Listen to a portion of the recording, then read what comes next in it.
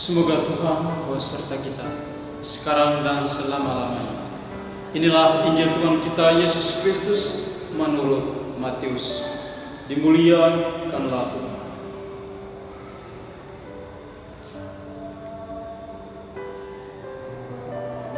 Kamu telah mendengar firman, mata ganti mata dan gigi ganti gigi. Tetapi aku berkata kepadamu, janganlah kamu melawan orang yang berbuat jahat kepadamu, melainkan siapapun yang menampar pipi kananmu, berilah juga kepadanya pipi kirimu. Dan kepada orang yang hendak mengadukan engkau karena mengingini jubahmu, serahkanlah juga jubahmu. Dan siapapun yang memaksa engkau berjalan sejauh 1 mil, berjalanlah bersama dia sejauh 2 mil. Berilah kepada orang yang meminta kepadamu, dan janganlah menolak orang yang mau meminjam daripadamu. Kamu telah mendengar firman, kasihanilah sesama manusia dan bencilah musuhmu. Tetapi aku berkata kepadamu, kasihanilah musuhmu dan berdoalah bagi mereka yang menganiaya kamu. Karena dengan demikianlah kamu menjadi anak-anak Bapamu yang di surga, yang menerbitkan matahari bagi orang yang jahat dan orang yang baik, dan menurunkan hujan bagi orang yang benar dan orang yang tidak benar. Apabila kamu mengasihi orang yang mengasihi kamu, apakah upahmu? Bukankah pemungut cukai juga berbuat demikian? Dan apabila kamu hanya memberi salam kepada saudara-saudaramu saja, apakah lebihnya daripada perbuatan orang lain? Bukankah orang yang tidak mengenal Allah pun berbuat demikian? Karena itu haruslah kamu sempurna, sama seperti Bapamu yang di surga adalah sempurna. Demikianlah sabda Tuhan. Terpujilah Kristus.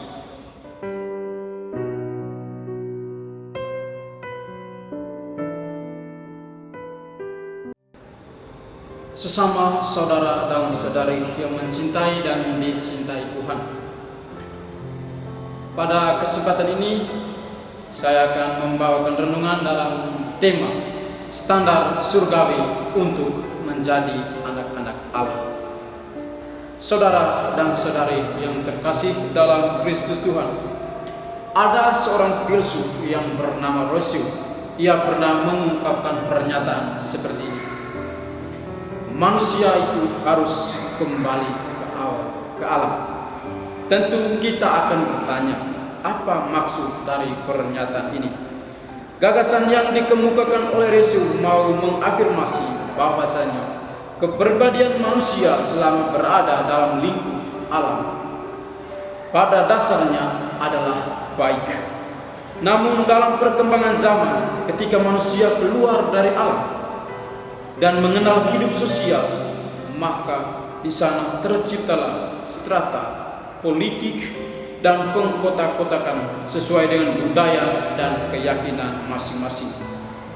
Dan inilah yang kemudian menciptakan konflik di antara sesama, yang kemudian berujung pada saling berbalas dendam. Dari fenomena ini, maka Rousseau bersuara untuk kembali ke alam.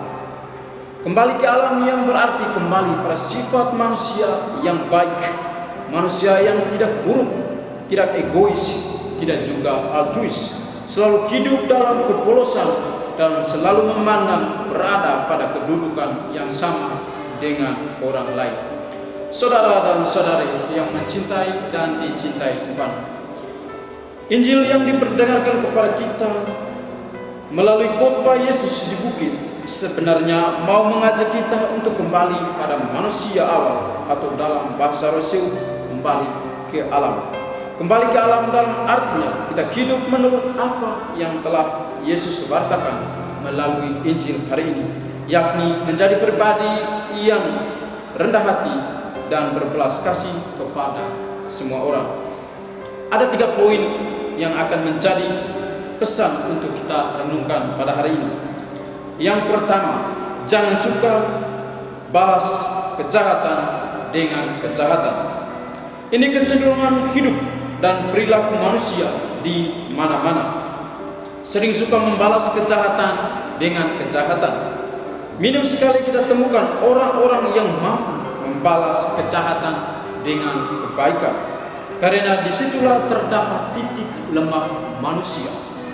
Cenderung suka bertindak mata ganti mata dan gigi ganti gigi. Artinya kita selalu membalas setimpal dengan apa yang orang lain berbuat kepada kita. Suka dan sering sekali membalas kejahatan dengan kejahatan, sehingga hidup itu menjadi tidak indah. Karena itu Tuhan memberi standar surgawi yang harus dilakukan oleh manusia yang sudah diselamatkannya. Ini yang harus kamu lakukan. Siapapun yang menampar pipi kananmu, berilah juga kepadanya pipi kirimu. Intinya jangan balas kejahatan dengan kejahatan, tetapi tunjukkan bahwa engkau beradab, karena engkau adalah manusia surgawi yang sudah diselamatkan. Sebab kalau tidak demikian, apa bedanya kamu dengan manusia berdosa? Itu kata Yesus. Yang kedua, janganlah membenci orang yang memusuhi kamu atau menjadi pribadi yang rendah hati. Tidak mudah juga untuk berbuat baik dengan mereka yang selalu memusuhi kita, dan tidak segampang itu kita berlaku baik kepada orang-orang yang membenci kita. Tetapi itulah ajaran Tuhan yang harus kita praktekkan apabila kita mau disebut anak-anak Tuhan. Sebab manusia dunia selalu penuh dengan kebencian terhadap orang-orang membenci mereka. Kebencian dibalas dengan kebencian, kejahatan dibalas dengan kejahatan, sehingga keburukan jadi tak berujung. Karena itu Tuhan menetapkan standar tinggi bagi hidup anak-anaknya. Kasihanilah musuhmu dan berdoalah untuk mereka yang menganiaya kamu.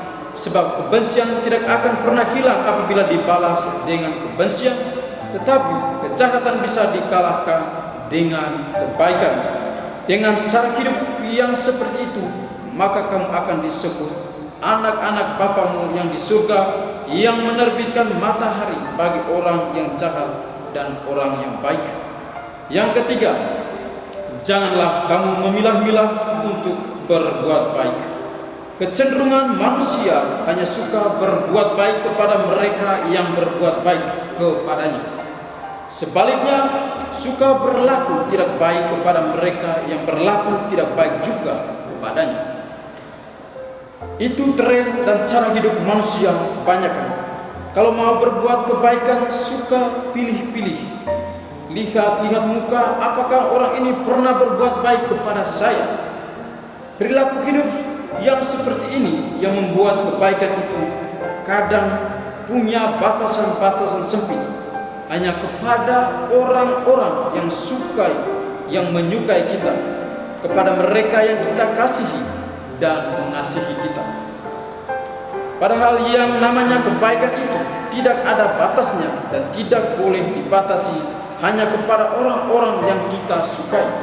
Kalau perilaku kita seperti itu, kata Tuhan, orang-orang berdosa juga berbuat hal seperti itu. Lalu apa bedanya kita dengan mereka?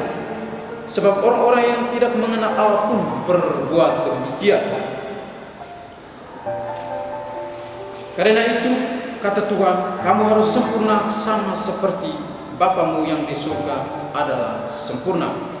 Sesama saudara dan saudari yang terkasih, ini semua standar surgawi yang Tuhan tetapkan kepada kita, dan itu yang membedakan kita dengan manusia kebanyakan. Karena itu kita ada di dunia, tetapi kita bukan manusia duniawi.